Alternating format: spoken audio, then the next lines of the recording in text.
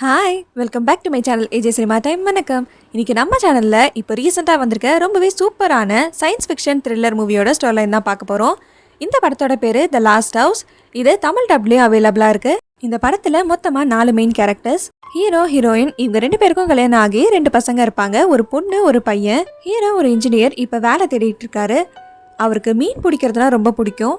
ஒரு நாள் அப்படி மீனை பிடிச்சிட்டு வீட்டுக்கு வரப்போ மழை பெய்ய ஸ்டார்ட் ஆகுது. வீட்டுக்கு வந்தோன்னே அவரோட வைஃபான ஹீரோயின் அவங்க வீடு விரிசல் விட்டு இடிஞ்சு விழுற ஸ்டேஜ்ல இருக்கணும். அவங்க வீடை தாங்கி பிடிச்சிட்டு இருக்கிறது சிம்னி தானும். அதனால அதை சரி பண்ண சொல்லி கான்ட்ராக்டர் சொன்னதா சொல்றாங்க. இவங்களும் அந்த வேலையை உடனே ஸ்டார்ட் பண்ணலாம்னு இருப்பாங்க.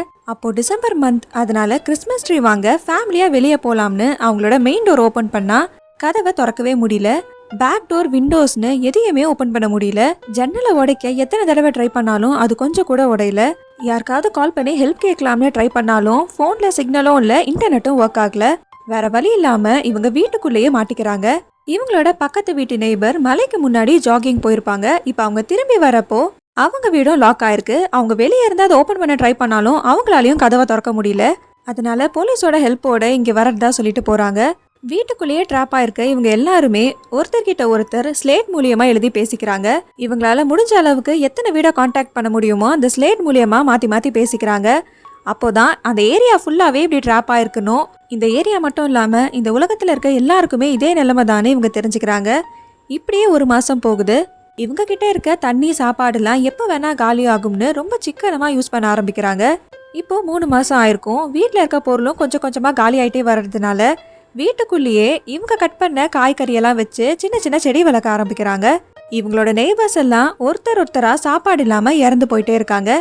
மழை மட்டும் விடாம டெய்லி வந்துட்டே இருக்கு. இவங்க பொண்ணு மலையில ஏதோ ஒரு கிரியேச்சரை பார்த்ததா சொல்றா. அதை இவகிட்ட ஏதோ சொல்ல ட்ரை பண்ணதாவும் சொல்றா. ஆனா அந்த பொண்ணு சொல்றத இவங்க யாருமே நம்ப மாட்டாங்க. இவங்க கிட்ட ஒரு பெட் டாக் இருக்கும். அதுக்கும் ரொம்ப வயசாகி உடம்பு சரியில்லாம இருக்கும். ஒரு நாள் நைட்டு மழை பெய்யறப்போ வெளியே ஏதோ சத்தம் கேட்கும். என்ன நடக்குதுன்னு விண்டோஸோட கர்டைனை இவங்க திறந்து பாக்குறப்போ இவங்களுக்காக போலீஸோட ஹெல்ப்போட திரும்பி வரேன்னு சொல்லிட்டு போன அந்த நெய்பர் இவங்களோட விண்டோ கிட்ட வந்து அதுங்க கிட்ட இருந்து ஒளிஞ்சுக்கோங்கன்னு சொல்றாங்க. அப்போ ஏதோ ஒண்ணு அவங்கள வேகமா இழுக்குது. அப்போ அந்த இடமே ரொம்ப பிரைட் ஆகி என்ன நடக்குதுன்னே இவங்க பார்க்க முடியாத அளவுக்கு இருக்கு. அப்போதான் இவங்க ஃபேமிலிக்கு ஒரு விஷயம் தெரியுது. மழை வரப்போ அங்க ஏதோ ஒரு கிரியேச்சர் வருது. அது கண்ணில் படாம இவங்க மறைஞ்சு இருந்தாதான் இவங்களால உயிரோட இருக்க முடியும்னு மழை வரப்போ அமைதியா ஒளிஞ்சுக்கிறாங்க.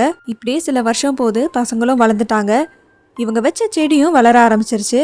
ஆனா இன்னும் எத்தனை வருஷம் தான் இவங்க இப்படி வீட்டுக்குள்ளேயே மாட்டிக்கிட்டு இருப்பாங்க? வெளியே இருக்க அந்த கிரியேச்சர் என்னது? ஏன் இப்படி மனுஷங்களெல்லாம் அடைச்சி வச்சிருக்கு? இவங்க வீட்டை விட்டு வெளியே போனாங்களா இல்லையா அப்படிங்கிறது தான் இந்த படத்தோட கதை. இந்த மூவியை நீங்க பார்த்து உங்களுக்கு பிடிச்சிருந்ததுன்னா அதை கமெண்ட்ல சொல்லுங்க. இந்த வீடியோ உங்களுக்கு பிடிச்சிருந்ததுன்னா இதுக்கு ஒரு லைக் பண்ணிடுங்க. அப்படியே நம்ம சேனலுக்கு சப்ஸ்கிரைப் பண்ணிடுங்க. Tata bye bye from AJ cinema time. வணக்கம்.